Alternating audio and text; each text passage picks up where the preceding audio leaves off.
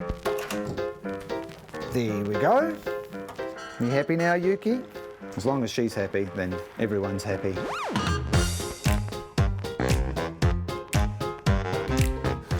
Wow! Come on.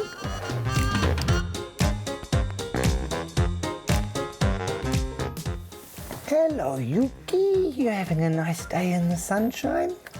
Yuki's a Manx cat, and she's a very unusual breed because she's born without a tail. She just has this little stump on the end. It almost looks a bit like a rabbit's tail. And in the old days, they used to call Manx cats cabbits. They thought it was a cross between a cat and a rabbit, which is kind of impossible, isn't it?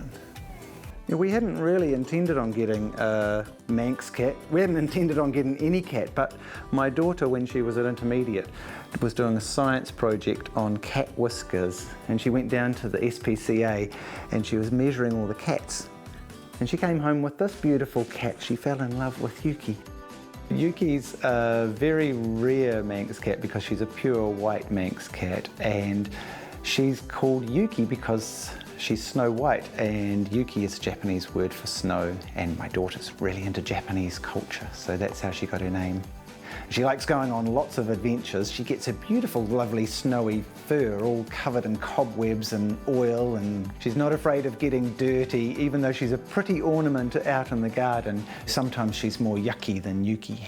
That's why she was really the inspiration for the character Manx in my children's book series, Flying Furballs. Manx is the head engineer of the Cat's Air Force.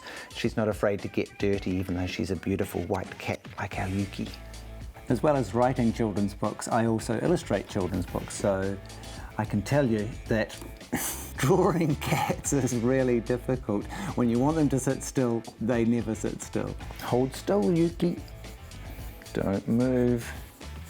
Cats have got wonderful personalities. I mean, obviously, I've just spent the last 5 years of my life making a series about pussycats who fly planes, and all of the characters in that series are based on real cats that I've known, and they've all got such interesting characteristics and traits and sizes. They're really fascinating creatures.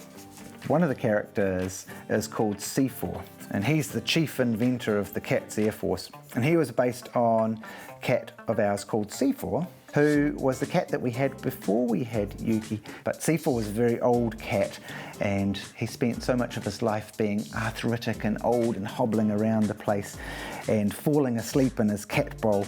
He would say, "Now, whatever you do, just make sure you don't do..." He's always falling asleep just when he's about to tell you something really important, just like our C4 did in real life. We went from having an old black male cat to having a young, feisty female cat who also didn't have a tail. Right, what do you think of that? What do you think, Yuki? You like that? I think that's a yes in cat language.